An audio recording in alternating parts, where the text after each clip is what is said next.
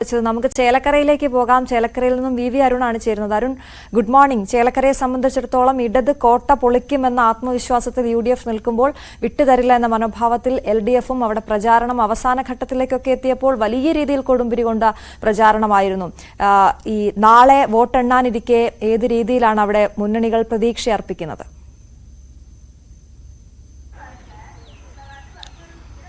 ചേലക്കര ഇടതുമുന്നണിക്ക് CPM-ന് അത്രയധികം സ്വാധീനമുള്ളൊരു മേഖലയാണ്. പക്ഷേ ഇത്തവണ ചേലക്കര വ്യത്യസ്തമാക്കിയത് UDF, പ്രത്യേകിച്ച് കോൺഗ്രസ് അവിടെ നടത്തിയ പ്രചരണത്തിന്റെ പ്രത്യേകതയാണ്. ഒരിക്കലും ചേലക്കര കണ്ടിട്ടില്ലാത്ത തരത്തിലുള്ള ഒരു പ്രചരണമാണ് കോൺഗ്രസ് നടത്തിയത്. അത് അവരുടെ എല്ലാ ബൂത്തുകളിലും ആ രീതിയിലുള്ള പ്രധാനപ്പെട്ട നേതാക്കൾക്ക് ചുമതല നൽകി പ്രതിപക്ഷ നേതാവ് ഇടയ്ക്കിടയ്ക്ക് അവിടെ പോയി അങ്ങനെ വളരെ ശക്തമായ ഒരു പ്രചരണം ചേലക്കരയിൽ കാഴ്ചവെക്കാൻ UDF-ന് സാധിച്ചു. വലിയ പ്രതീക്ഷ അവർക്ക് നൽകാൻ കാരണം ആലത്തൂരിന്റെ മുൻ MP ആണ് രമ്യ ഹരിദാസ്. ആലത്തൂർ ലോക്സഭാ മണ്ഡലം ഉൾപ്പെട്ട നിയമസഭാ നിയോജക മണ്ഡലമാണ് ചേലക്കര.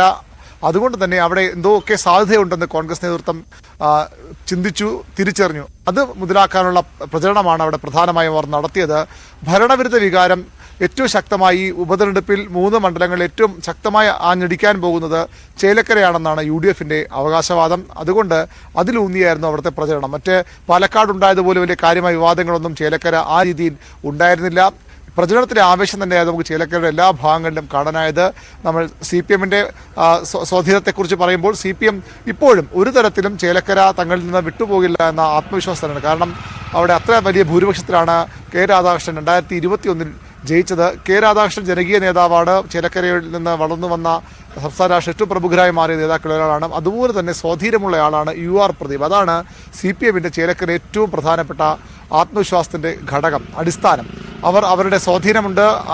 അതൊക്കെ ഒരു പക്ഷേ ലോക്സഭാ തെരഞ്ഞെടുപ്പിടെ 5000 വോട്ട് മാത്രമാണ് അവിടെ ഭൂരിപക്ഷം ലഭിച്ചത്. ആ സ്വാധീനമൊക്കെ അങ്ങനെ കുറഞ്ഞല്ലോ എന്ന് ചോദ്യം വരുമ്പോഴും UR പ്രദീപ് ആണ് CPM-ന്റെ സംഘടനാ ബലത്തെക്കാൾ അവർ വിശ്വാസം അർപ്പിക്കുന്നത്. പക്ഷേ അവിടെ UR പ്രദീപ് എന്ന ജനകീയനായ നേതാവാണ്. 2016 MLA ആയിരുന്ന കാലത്ത് അദ്ദേഹത്തിന്റെ വികസന പ്രവർത്തനങ്ങളും അദ്ദേഹം ജനങ്ങളുമായി ഉണ്ടാക്കിയ ബന്ധവുമാണ്. അതുതന്നെയാണ് അവരുടെ ഏറ്റവും വലിയ ആത്മവിശ്വാസം. അതുകൊണ്ട് 20,000-അടുത്ത വോട്ടിന് ജയിക്കുമെന്നാണ് ചേലക്കരയിൽ CPM തയ്യാറാക്കിയ കണക്ക്. സംസ്ഥാന സെക്രട്ടറി അവതരിപ്പിച്ചതും അതേ കണക്കാണ്.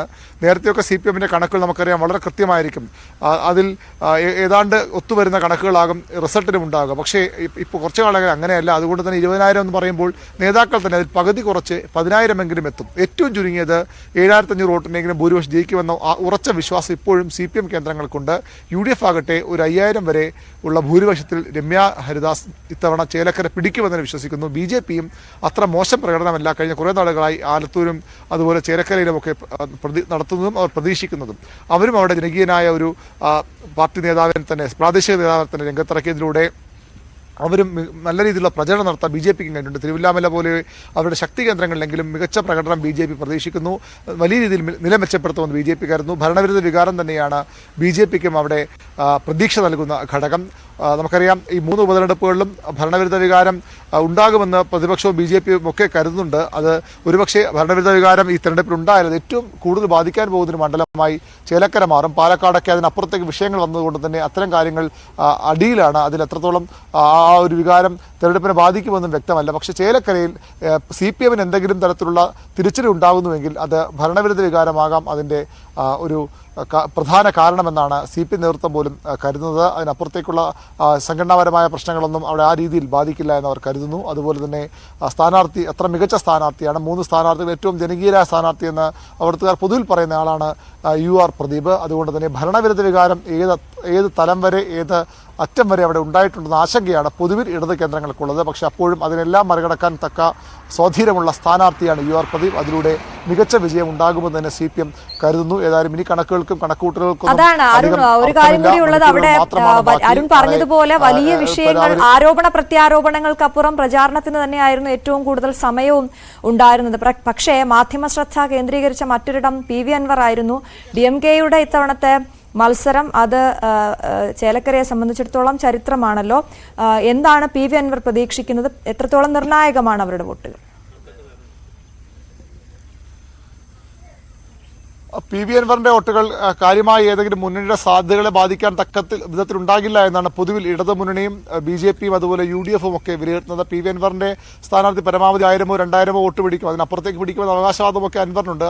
എന്നാൽ അതൊന്നും CPM-ഓ BJPയോ കോൺഗ്രസോ ഒന്നും ആ രീതിയിൽ കാണുന്നില്ല. ഒരു സാന്നിധ്യം അറിയിക്കാൻ ഒരുപക്ഷെ പി വി അൻവറിന്റെ പാർട്ടി കഴിഞ്ഞേക്കും. അവസാന ദിവസത്തെ അൻവർ ഷോയൊക്കെ നമ്മൾ കണ്ടതാണ്. അതിനപ്പുറത്തേക്ക് കാര്യമായി ഏതെങ്കിലും മുന്നണികളുടെ സാധ്യതകളെ ബാധിക്കാൻ അൻവറിന് കഴിയില്ല. ഒരു മുൻ കോൺഗ്രസ് നേതാവ് കൂടിയാണ് അദ്ദേഹം. അതുകൊണ്ട് തന്നെ സുധീറിന്റെ സാന്നിധ്യം കോൺഗ്രസിന് ചെറിയ തലവേദന ഉണ്ടാക്കിയിട്ടുന്ന വസ്തുതയാണ്. കോൺഗ്രസിലേക്ക് പോകാവുന്ന വോട്ടുകൾ കൂടി സുധീർ പിടിക്കും. എന്നാൽ അതല്ല, അതിനപ്പുറത്തേക്ക് CPM-ലെ വോട്ടുകൾ പിടിക്കുമെന്ന അവകാശവാദമൊക്കെ അൻവർ മുന്നോട്ട് വയ്ക്കുന്നുണ്ട്. എന്നാൽ കാര്യമായി മുന്നണികൾ അത് കണക്കിലെടുക്കുന്നില്ല, അല്ലെങ്കിൽ അത്ര ഗൗരവത്തോടെ അൻവറിന്റെ നീക്കത്തെ കാണുന്നില്ല എന്നതാണ് വസ്തുത.